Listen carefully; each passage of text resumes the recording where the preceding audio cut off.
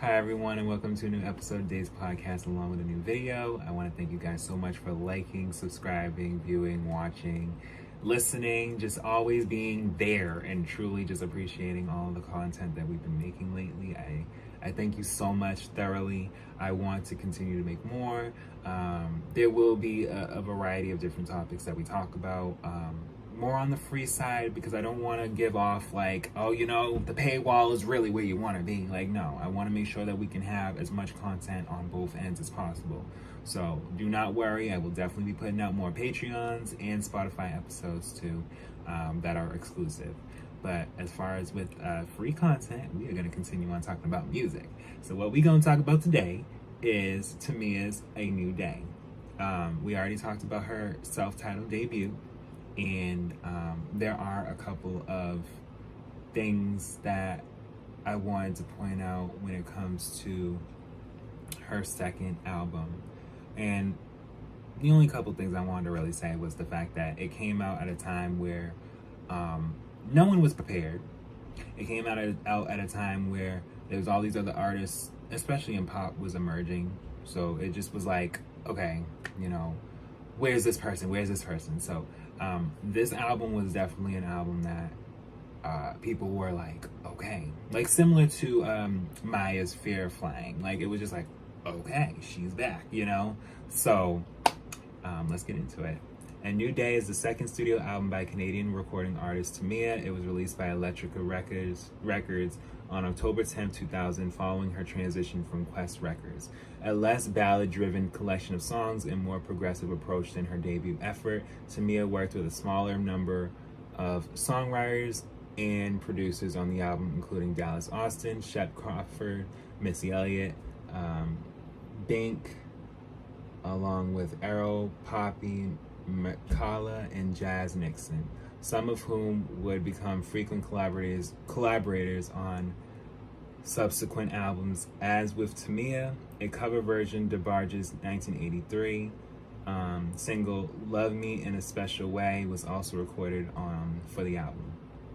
Upon its release, A Nu Day received a mixed response from critics who complimented Tamia's transition from the adult contemporary sound on her debut album to a more stylish contemporary urban soul, but found the material inconsistent. The album debuted and peaked at number 46 on the Billboard 200 chart and became her first entry on the top R&B hip-hop albums, peaking at number 8.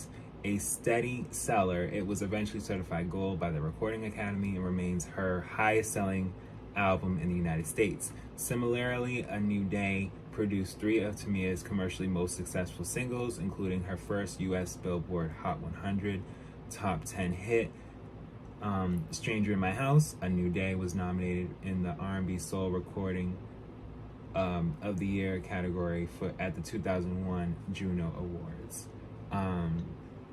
So the Juno Awards it's more or less handled in Canada as opposed to the Grammys.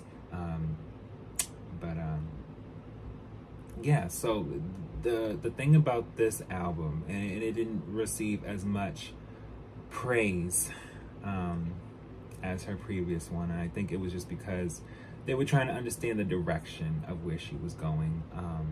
And it wasn't that it took too long for her to make this album or anything like that. I think in such a pop world at that time, you hear songs and you're just like, well, where is she going? But you can't feel like that with R&B and not with other genres. It gotta all be that. That's why there's content creators like me, where you gotta just dig deep into the music. You can't just, oh, well, I don't understand it. Well, you're not gonna understand it if you're just listening to pop. You're not gonna understand it if you're just listening to rock. You gotta open your ears more. You can't just, and yeah. Promotional touring for A Nu Day began on September 5th, 2000. So she was already touring before the album dropped. Tamia visited retail, radio, press, and local radio outlets in support of the album. She also performed at Net Neur's 5th anniversary celebration in New York City and at the Detroit Female Wellness Tour sponsored by Procter & Gamble, Honey Magazine, and BET Networks. Yes. But it debuted and peaked at number 46 on the Billboard 200 chart. The album also debuted at number 8, because becoming her first top 10 entry on the chart. Tamia's most commercially successful album to date. A New Day sold over 665,000 copies in the U.S. And was eventually certified gold by the Recording Academy, indicating sales in excess of 500,000 copies. The album produced 3 singles, including the lead single, Can't Go For That, her hit single, Stranger in My House, which reached number 10 on the US Hot 100, and Tell Me Who, which reached number 2 on Billboard's Dance Club charts. So yeah, let's get into the track list. Track 1 is Interlude. Track 2 is Dear John. Track 3 is Can't Go For That. Track 4 is Go. Track 5 is Love Me In A Special Way. Track 6 is Long Distance Love. Track 7, Stranger in My House. Track 8, Wannabe. Track 9, To You. Track 10, Can't No Man. Track 11, Tell Me Who. Track 12, If I Were You. Track 13, Can't Go For That remix featuring 213. Now, 213 was an American hip-hop trio supergroup from Long Beach, California, composed of Snoop Dogg, Warren G, and Nate Dogg. The name derives from Los Angeles' original telephone area code 213, which served the city of Long Beach at the time in the group's formation. So, yeah, she had some rappers in there too, okay? And then there was a Japanese edition, track 14 single, which was written by Kelly Price. But yeah, guys, like she definitely was wanting to make sure with this particular album. Ooh, wait a minute. Miss Yelly is a high spot with echoes of Jill Scott in some of her jazzier tracks. Okay, so yeah. Missy definitely helped her on Can't Go For That, and yeah, like this was a good album. I think it just wasn't listened enough. Yeah, the company envisioned to establish her as their long-term urban signature act, similar to Mariah Carey and Whitney Houston, who enjoyed major commercial success with Virgin and Arista Records at that time.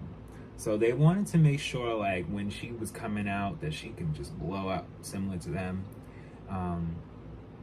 And everybody was different. And I think that, you know, when they market certain people and put certain money to certain places, like I said, if it's not your own money, it's borrowed, okay?